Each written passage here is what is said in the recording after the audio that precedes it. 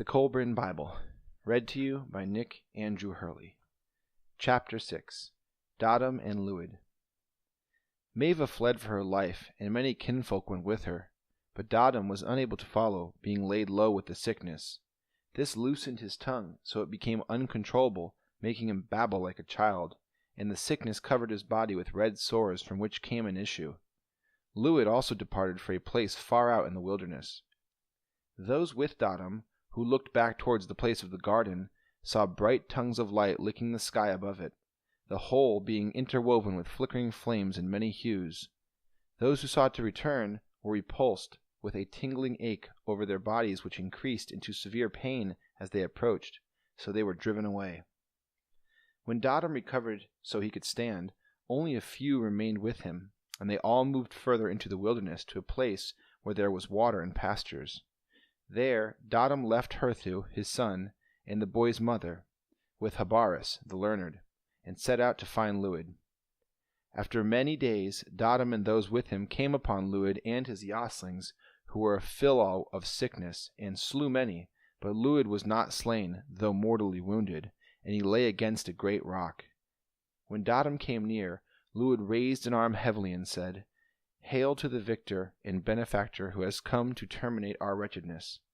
While Dadam stood sternly contemplating him, Lewid said, "To kill me now is your prerogative, for even we lesser beings, who are far removed from God-men, have the law of husbandry pride. What I did has been done before, and will be done again, but I err by crossing an unknown barrier which could not be dissemed, for we, within ourselves, are no more contagious to each other than are your people. If then I must die, let it be for my part in spawning the cankworms of disease which have stricken both our peoples."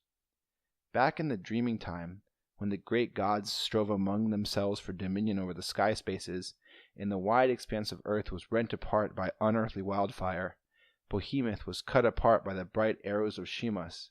Then this land was given to my people as their domain, while yours was in another unearthly place far distant. Our domain was a pleasant place, and though you teach that because of this we remained as we are, yet we were content. We know of no great design, nor of any barely attainable objectives to which men must aspire. Such striving, as you know, is to us no more than purposeless vexation. I have my God, and you have yours, and as they strove one against the other before times, so will it always be. But now there is a new battleground with new battlefields and new battle chiefs. I will go to my appointed place, and you will go to yours, and from thence, as leaders of the fray, we shall wage a never-ceasing war. Such is fated and must be. But who will win the fair prize of earth for their king? We shall not strive with clubs and lances, the hurling stones and flying dart, but with more subtle weaponry. This thing is not our choice. We are but playthings of fate. That you and I should head the fray is not because of our qualities, but because we were where we were when we were. Now we are but two precarious points of life in a hostile wilderness. But what might it be in 100 generations? Dadam said, "These things I know too, for my eyes have always been open. I too have looked into an endless plain without any horizon, but I shall lead those who have grown strong through seeking and striving, while those in your ranks will be weakened through indulgence in the flesh pots and pleasure places of earth. We are the disinherited, but not the disowned.